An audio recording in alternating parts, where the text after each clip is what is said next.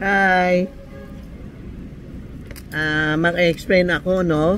Ang Chinese New Year po, marami kasi nagtatanong, hindi niya alam kailan ang Chinese New Year sa 2025. Ang Chinese New Year sa 2025 is January 29. Medyo maaga ang Chinese New Year. Pero next year, 2026, is February na. Ngayon, January. Pero this year kasi leap year, may dalawang June na Chinese. Kaya medyo mahaba ang New Year next year. This year is January 29. Tandaan nyo kasi marami nagtatanong,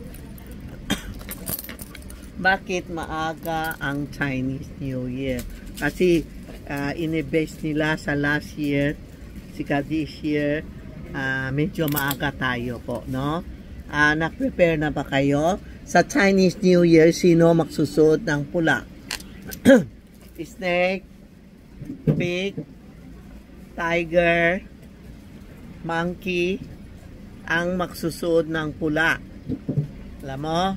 Tandaan nyo. Tapos lahat na zodiac sign, pwede suot ng red panty or red brief. Ang importante mga Chinese, mga natamaan yun, snake, pig, tiger, and monkey. Yun ang magsusuot ng pulang damit. Tapos yung mga ox, kasi ngayon snake Swangchun, ibig sabihin 2 January, ganun, medyo pwede yellow. Yung mga ox, pwede yellow, mga rat, mga dog, mga rooster, mga rabbit, mga dragon, pwede mag-yellow.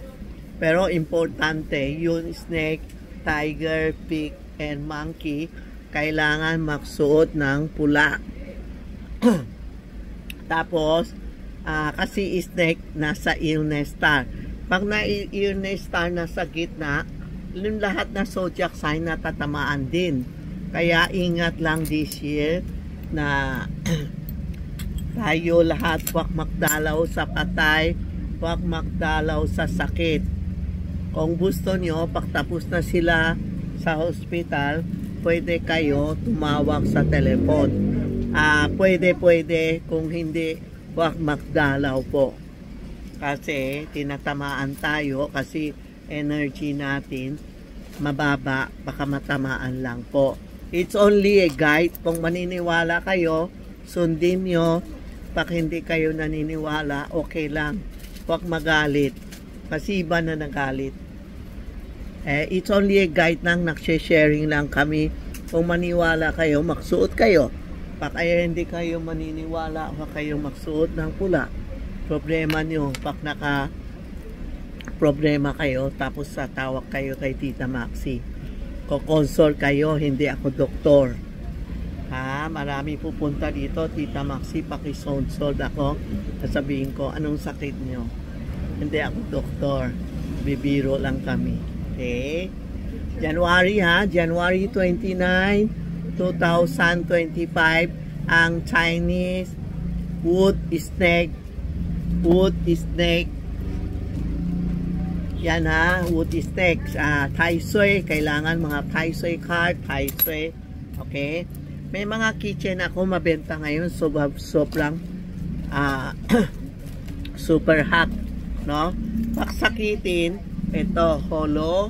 Ito ang tinatawag na holo, yung parang 2 8. Isang maliit, isang malaki 8. Yan ang holo for protection, for good health.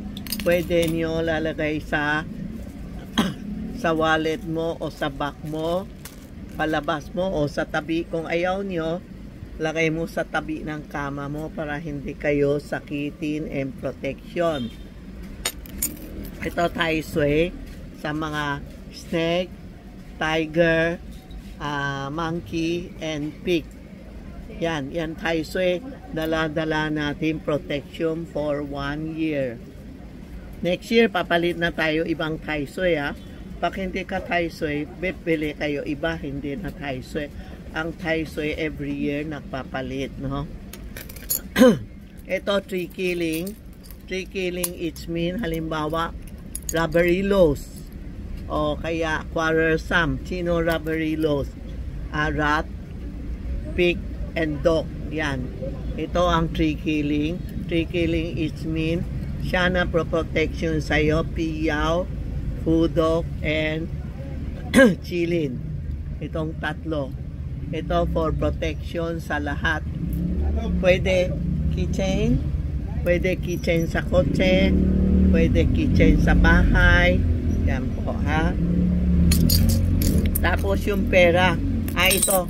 Ito yung apple, peace of mind. Yun sa mga tiger, rat, pig, and dog. Yung quarrelsome, yung palaging mainit ulo.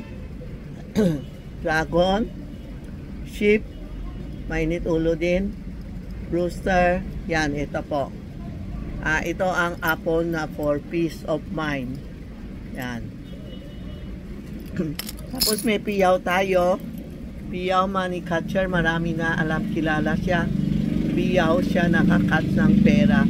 Kung sino gusto pera, yan po. Itong money tree. Ito yung money tree. Pera din, ha. Ang ganda ang money tree ko. Screenshot nyo. Tapos take nyo si Tita Maxi o Charmy Ongpin para sila makuusap sa inyo. Baka o saan papadala, LBC o rider, GCash or video. Huwag kayo magpadala sa COD. Hindi kami gumagamit ng COD. Ang ginagamit namin is GCash and ano pa yun? GCash video transfer. Yun na kayo, video update. Si Arlene napasok na. Tapos ito ang 5 elements pagoda sa mga tiger, ox, rat, pig, and dog. 5 elements pagoda is for prevention, accident, hold up, kidnap, robbery, sa mga bad energy. Ang ganda, ang ganda. Tapos sa likod niya, 8 warriors, no, andyan. Patsyan, no, ito hindi, patsyan pala. 8, tingnan mo, bilang mo, 8. Maganda ito, map, sir. Ito yun, for good study, pupukaw sang for study board exam, maka-abroad. Gusto ko maging manager. Ito po, pupukaw sang, ibig sabihin pataas, pataas, pataas, pataas po. Ito yung 5 bat. Alam mo, bat kara ng tao masama, pero sa Chinese, bat is pera. Yung bat na anong tanong, paniki ba? O paniki. Pag sa Chinese, Filipino o mga puro hindi maganda, pero sa Chinese, bat is golo, chinchay, gohok, dimang, ibig sabihin 5 bat pumapasok sa iyo, dadami ang pera natin. Ano? Pero iba takot di ba? Pero itong bat talaga for money.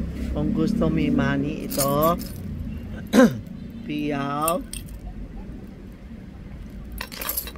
ito money tree, ano pa, ito ang mga pera natin. Ayan po, ha.